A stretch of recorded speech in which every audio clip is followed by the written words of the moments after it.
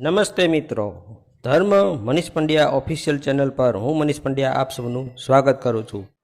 મિત્રો, પુરુષોત્તમ માસની આજની વાર્તા છે સેવાના મીઠા મેવા.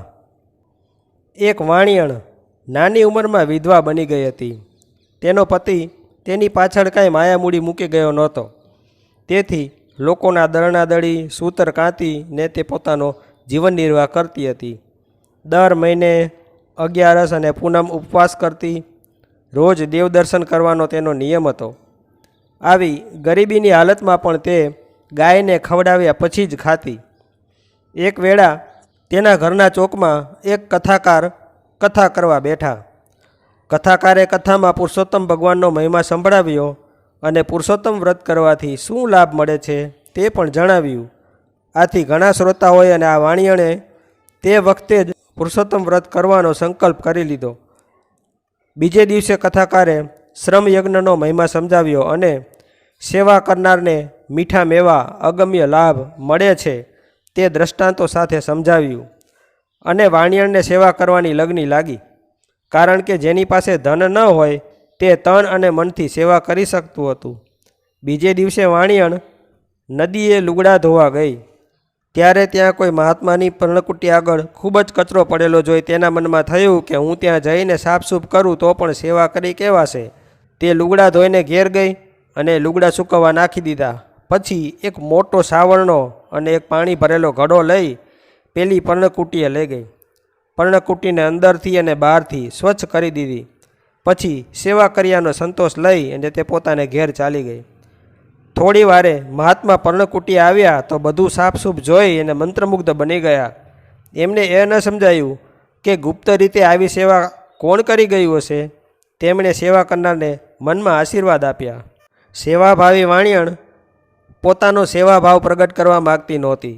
તેથી જ્યારે મહાત્મા પર્ણકુટીમાંથી બહાર ગયા હોય ત્યારે જ તક જોઈને ત્યાં સફાઈ કરવા આવી જતી હતી. અને મહાત્મા રોજ સફાઈ થતી જોઈને બહુ આશ્ચર્યમાં પડી જતા. પરંતુ એક દિવસ મહાત્મા એક ઝાડ ઉપર ચડીને ધ્યાન રાખવા લાગ્યા. તો પેલી વાણિયણને સાફસૂફ કરતી જોઈ તેઓ તરત જ ઝાડ પરથી નીચે ઉતરી વાણિયણ પાસે આવીને કહેવા લાગ્યા, હે ભલીબાઈ, તારા પુણ્યનો ઉદય થયો છે. તેથી જ તને સેવાભાવ સૂજ્યો છે. તું નિષ્કામ સેવા કરે છે. તેનું ફળ તને અણધાર્યું અને અધિક મળશે. હે ભલીબાઈ, એક વ્રત એવું છે કે જો તું તેને વિધિ સહિત સંપૂર્ણ શ્રદ્ધાથી કરે તો તને અશ્વમેઘ યજ્ઞ કર્યા જેટલું ફળ મળે. આમ કહી મહાત્માએ તેને પુરુષોત્તમ મહાત્મ્ય સંભળાવ્યું અને અધિક માસના સ્નાન, ધ્યાન, દાનનો મહિમા સમજાવ્યો. પવિત્ર પુરુષોત્તમ માસમાં જે પુરુષોત્તમ વ્રત કરે તથા ગૌપૂજન અને ગૌ સેવા કરે તેને અશ્વમેઘ યજ્ઞ કર્યા જેટલું ફળ મળે છે. વાણિયણને આ સાંભળી વધુ ખુશી થઈ. એટલા માટે વધુ ખુશી થઈ કે હવે અધિક માસ બેસવાને વધારે દિવસો નહોતા. જ્યારે અધિક માસ બેઠો ત્યારે વાણિયણે પુરુષોત્તમ વ્રત આદર્યું. સ્નાન, ધ્યાન, દાન અને પુરુષોત્તમ ભગવાનની ભક્તિ કરી ગૌ માતાની પૂજા કરી. એમ એણે આખો મહિનો સાંગો પાંગ પાર ઉતારી દીધો. શુદ્ધ ભાવનાથી વ્રત કરવાથી તેને અશ્વમેઘ યજ્ઞનું ફળ મળ્યું હતું.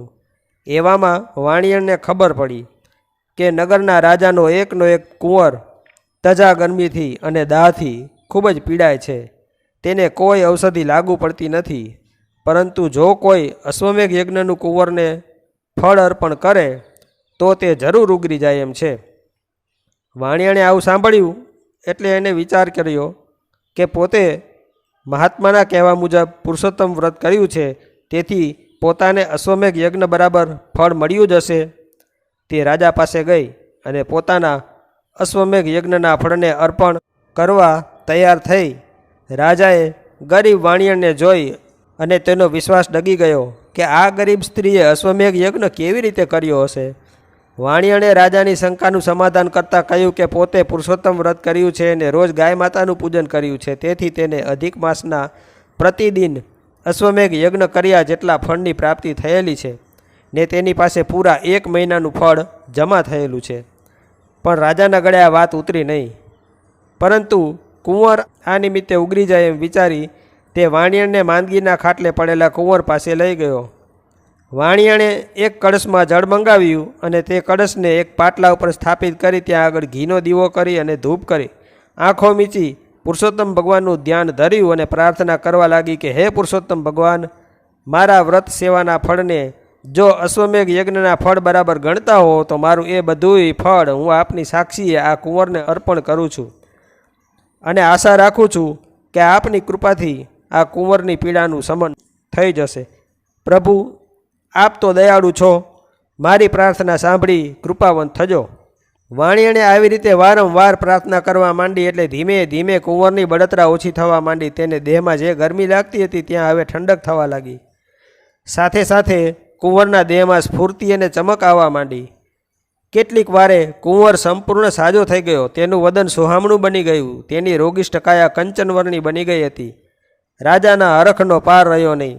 તે ભલી વાણિયણને પગે લાગ્યો અને કુંવરે પણ તેની સામે હાથ જોડીને કહ્યું, માં, તમારા વ્રતના અને ભલી લાગણીના પ્રતાપે હું મરણની ઘાતમાંથી ઉગરી ગયો. તમને મારા લાખ લાખ નમસ્કાર હો. કુંવર સાજો થઈ ગયો છે એ સમાચાર તરત જ મહેલમાં પ્રસરી ગયા અને રાણી દાસ દાસીઓ કુંવરને જોવા દોડી આવ્યા. રાણીએ વાણિયણને પગે પડીને કહ્યું, હે દેવી, તમારી શુદ્ધ હૃદયની પુરુષોત્તમ ભગવાનની ભક્તિએ મારા કુંવરને નવજીવન આપ્યું. તમે આ રીતે અમારી સેવા કરી અમારું કલ્યાણ કર્યું છે. હવે તમારી સેવા કરવાની અમને તક આપો. હવે તમારી જે કંઈ ઈચ્છા હોય તે માગો. તમે જે માગશો તે અમે આપીશું. વાણિયણે કહ્યું, તમારી ભલી લાગણી અને ઉદારતા માટે તમને ધન્યવાદ આપું છું, પરંતુ મને 2 ટંક રોટલો ખાવા મળી રહે છે. ધનમાલની મારે કંઈ કામના નથી. જો મારા પતિ, પુત્ર કે પુત્રી હોત તો જરૂર કંઈક માગણી કરત, પરંતુ હું પંડે એકલી છું એટલે શ્રમ સેવા કરતાં મને ખાવા જેટલું મળી રહે છે. રાજાએ કહ્યું, હે ભલીબાઈ, અમારા ખજાનામાં કંઈ તોટો નથી. તારી કંઈ લેવાની ઈચ્છા નથી, છતાં અમે તને જે કંઈ આપીએ તેનો તું સ્વીકાર કરજે, જેથી તું તારું અને બીજાઓનું કલ્યાણ કરી શકીશ. વાણિયણ બોલી, મારી એક વાત તમે માનો તો તમે મને જે કંઈ આપશો તેનો સહજ સ્વીકાર કરીશ ને તેનો સદુપયોગ પણ કરીશ. મારી એટલી જ ઈચ્છા છે કે હવેથી તમે બંને અધિક માસમાં સ્નાન, ધ્યાન અને દાન કરવાનો, પુરુષોત્તમ વ્રત કરવાનો સંકલ્પ કરો અને હજુ ચાલુ અધિક માસના 7 દિવસો બાકી વધેલા જ છે. તે 7 દિવસમાં રોજ સ્નાન, ધ્યાન અને દાન કરી પુરુષોત્તમ પ્રભુની ભક્તિ કરો. કુંવરજી પણ આપની સાથે આ વખતે અને દર વખતે પુરુષોત્તમ વ્રત કરે, આટલી જ મારી ઈચ્છા છે. રાજા, રાણી અને કુંવરે વાણિયણનું કહેવું માન્યું. તે વખતે જ 3 જણે હાથમાં જળ લઈ સંકલ્પ કર્યો.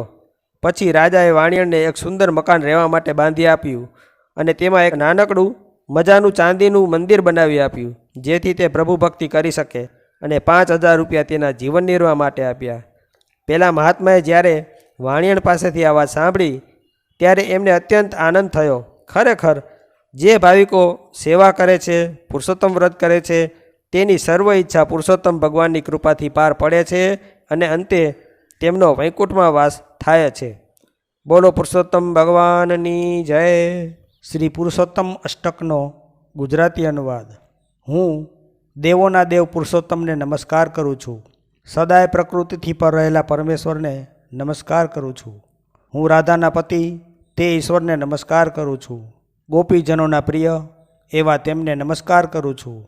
હું કમળ સમાન નેત્રવાળા કૃષ્ણને નમસ્કાર કરું છું. જગતના અધીશ્વર વિષ્ણુને નમસ્કાર કરું છું.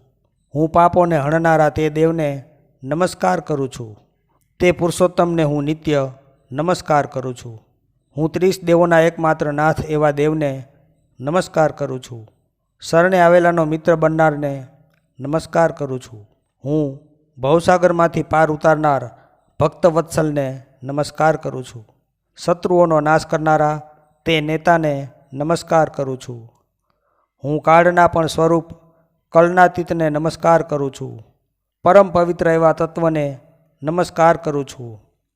હું ધર્મના શ્રેષ્ઠ પતિને નમસ્કાર કરું છું. તપના ભંડારૂપ સત્યને નમસ્કાર કરું છું. હું 3 ધામોમાં પરમ ધામરૂપને નમસ્કાર કરું છું. વેદો દ્વારા પણ વંદના પામનારને નમસ્કાર કરું છું. હું સાંખ્યવાદીઓ દ્વારા ચિંતન કરાતા તત્વને નમસ્કાર કરું છું. યોગીઓ દ્વારા પણ ધ્યાન ધરાતા તેને નમસ્કાર કરું છું.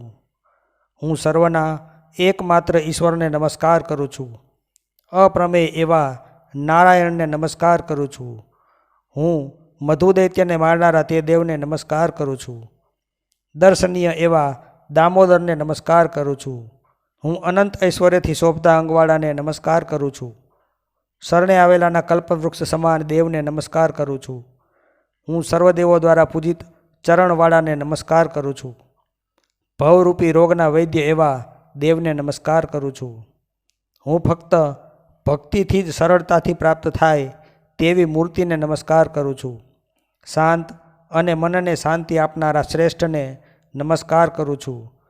હું તમને હે પુરુષોત્તમ નિત્ય નમસ્કાર કરું છું. દુઃખોને હરનારા હરિને હું ફરી ફરી નમસ્કાર કરું છું. જે કોઈ આ પુરુષોત્તમના આર્ય અષ્ટકનો સવારે બપોરે અને સાંજે પાઠ કરે છે તે વિષ્ણુના પરમપદને પામે છે. ઇતિ શ્રી પુરુષોત્તમ અષ્ટકમ સંપૂર્ણમ. પુરુષોત્તમ સ્તોત્રનો ગુજરાતી અનુવાદ. હે ભગવાન દેવ, હે જગતના સ્વામી, હે ક્ષીર સમુદ્રમાં વાસ કરનારા, હે શેષનાગ પર આરામ કરનારા, જે સૌથી શ્રેષ્ઠ છે, જેને શ્રેષ્ઠ ગુણોથી યુક્ત માનવામાં આવ્યા છે, જે વરદાન આપનારા છે, જે સૃષ્ટિના કર્તા છે, જે વિશ્વેશ્વર છે, જે સદા વિષ્ણુ રૂપમાં ઉપસ્થિત છે, જે સર્વ જાણનારા છે, જે પરાજિત થઈ શકતા નથી, જે નીલકંઠ સમાન નીલા છે અને ઉત્પલના પત્તા જેવા છે, જેની આંખો પુંડરીક ફૂલ જેવી છે, જે સર્વ જાણનારા છે, જે નિર્ગુણ છે, જે શાંત છે, જે સંસારના પાલક અને અવિનાશી છે, જે સર્વ લોકોના જ્ઞાતા છે, સર્વ લોકોને સુખ આપનારા છે, પુરાણ છે, પુરુષ છે, જે જાણવા યોગ્ય છે, જે વ્યક્ત છે અને અવ્યક્ત છે, જે સનાતન છે, જે સૌથી ઊંચા છે, જે સર્વ સૃષ્ટિઓના પાલક છે, જગતગુરુ છે, જે શ્રીવત્સ ચિહ્ન અને વનમાળાથી સુશોભિત છે, જે પિતાંબર વસ્ત્રને ધારણ કરે છે, 4 હાથવાળા છે, શંખ, ચક્ર, ગદા અને પુરુષોત્તમ સેતુને સંયુક્ત રૂપે ધારણ કરે છે, મુક્તાંગદ ધારણ કરેલા છે, જે સર્વ લક્ષણોથી સંપૂર્ણ છે, સર્વ ઇન્દ્રિયોથી રહિત છે, કુટસ્થ છે, અચલ છે, સૂક્ષ્મ છે, જ્યોતિ સમાન છે, સનાતન છે, જે ભાવો અને અભાવોથી મુક્ત છે, પ્રકૃતિથી પર વ્યાપ્ત છે, જગન્નાથજીને નમસ્કાર છે, જે ઈશ્વર છે, સુખદાયી છે, પ્રભુ છે. આ પ્રકારે ધર્મરાજે પુરણ્યા ક્રોધની સમીપમાં ભગવાનની પ્રશંસા કરતા વિભિન્ન પ્રકારના સ્ત્રોતો દ્વારા પ્રણામ કર્યા. બોલો પુરુષોત્તમ ભગવાનની જય. તો મિત્રો, જો આપને આવા વિડીયો પસંદ હોય, આપને આવી ધાર્મિક વાર્તાઓ પ્રસંગો સાંભળવા ગમતા હોય તો આ ચેનલને લાઇક, શેર અને સબસ્ક્રાઈબ કરજો. ધન્યવાદ.